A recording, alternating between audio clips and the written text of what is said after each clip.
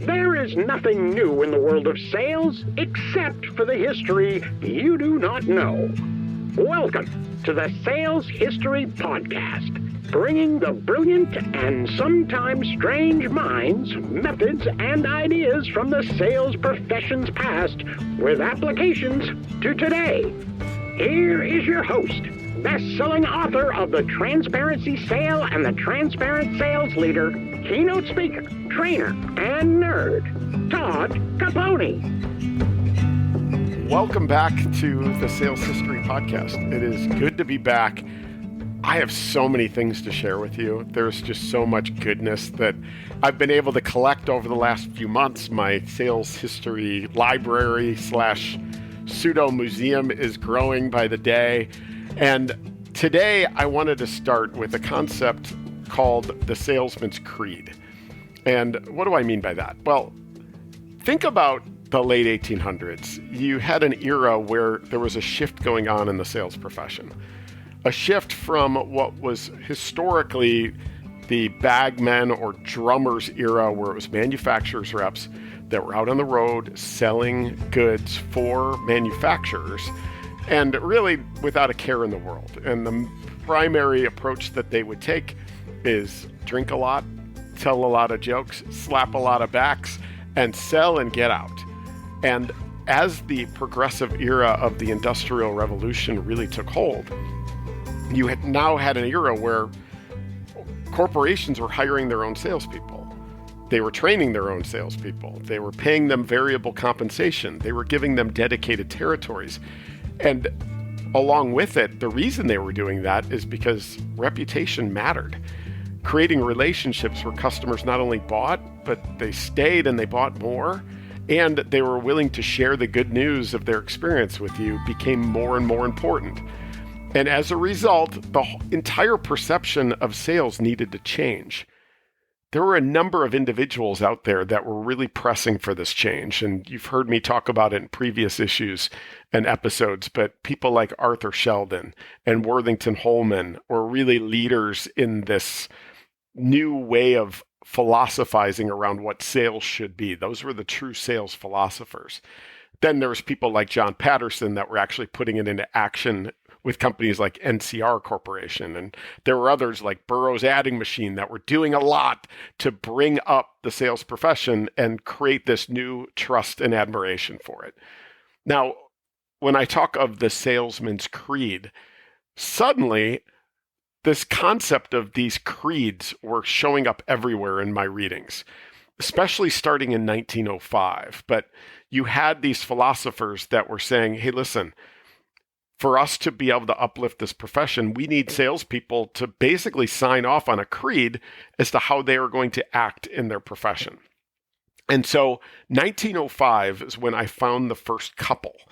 There was one by Worthington Holman that showed up in his salesmanship magazines.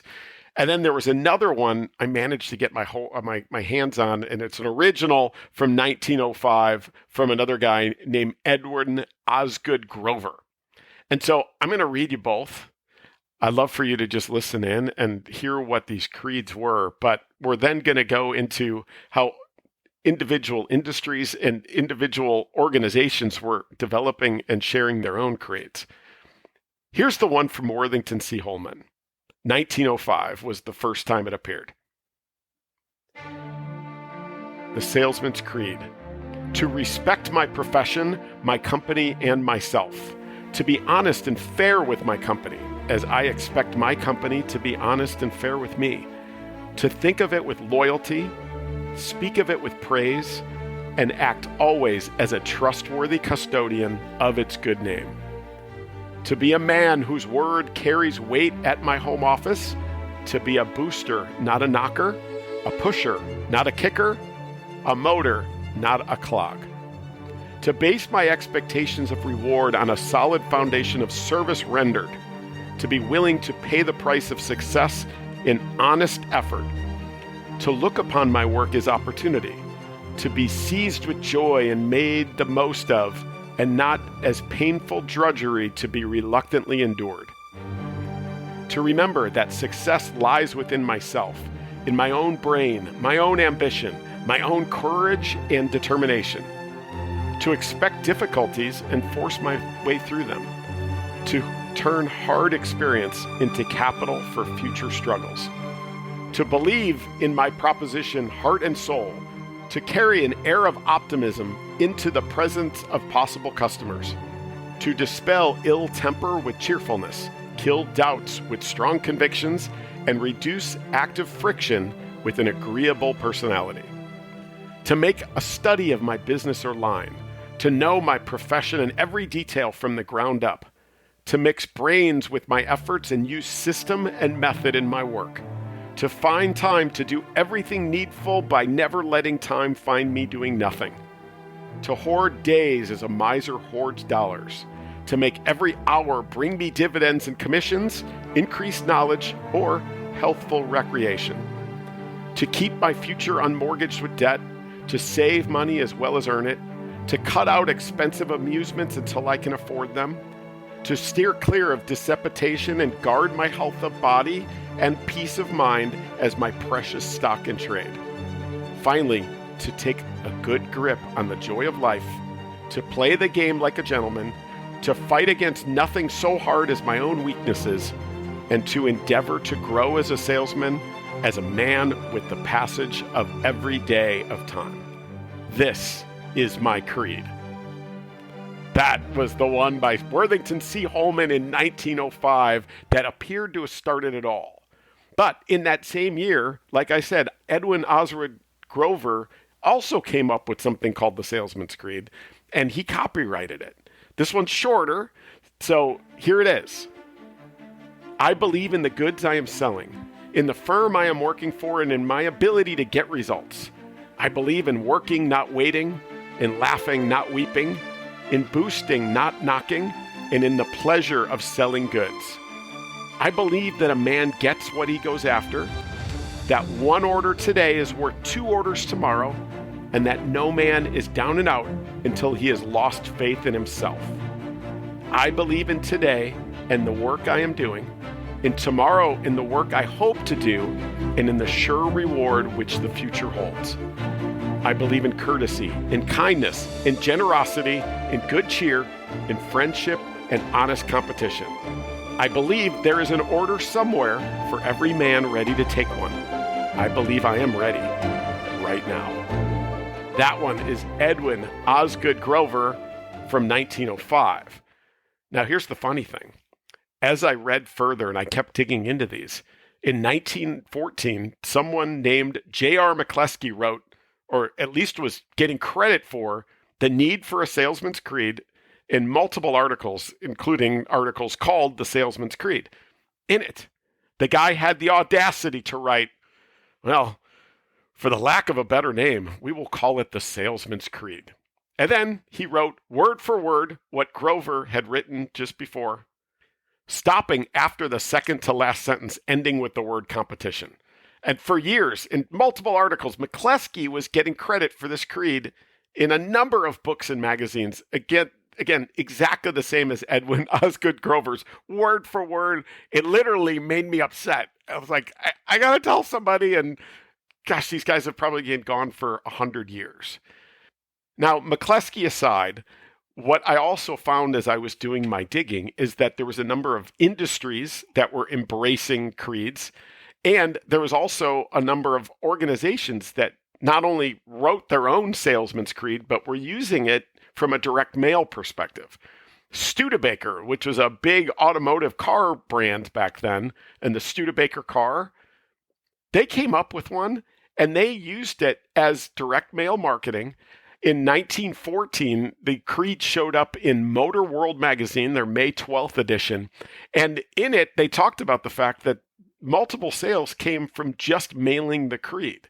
And it started with things like, I believe in the Studebaker card because into its making have gone the finest thoughts of men whose name has always symbolized the best in the world of transportation.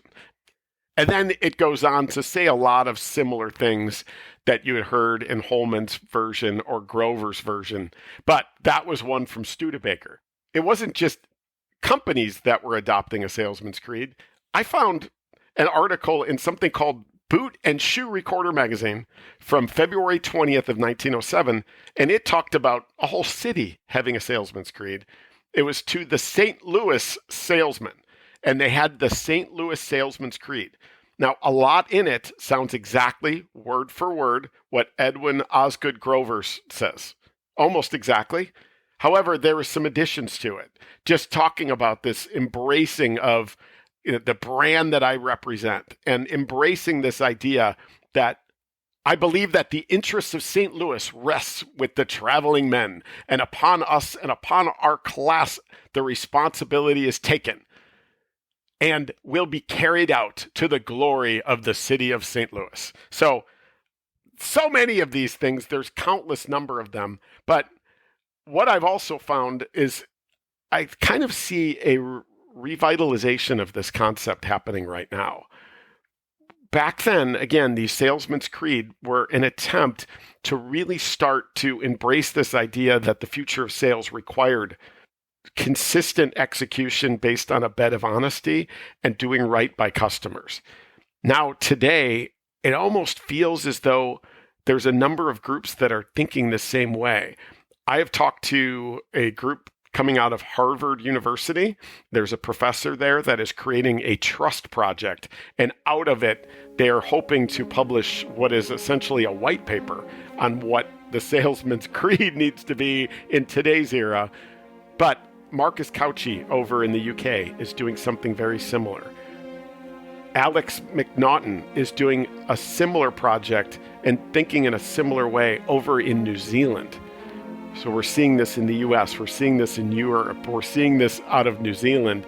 It's growing, this need to make sure that we do not lose our grip on the revitalization of our profession and ensure that while we can never convert every salesperson to be perfect stewards of the profession, I think if we get enough people thinking this way, that consistency will continue to grow and rise the profession back to at least part of the way to a trusted, respected, and almost admired profession. We'd love to hear your thoughts on this as always. Please reach out. My website is toddcaponi.com. You can contact me through there if you've got feedback, if you've got ideas or things that you want me to research. And again, I so appreciate you giving this a listen, and let's all be good stewards of the sales profession. Look forward to sharing more in upcoming episodes, the next of which is going to be based on this idea of why is the sales profession the way it is? I'm going to give you a mini lesson on the history of sales, but to talk specifically about not only the perception, but the elements of it. Dedicated territories, variable compensation, the way that we think about quotas, etc. So hope you listen in and look forward to sharing that with you next time. All right. Thank you.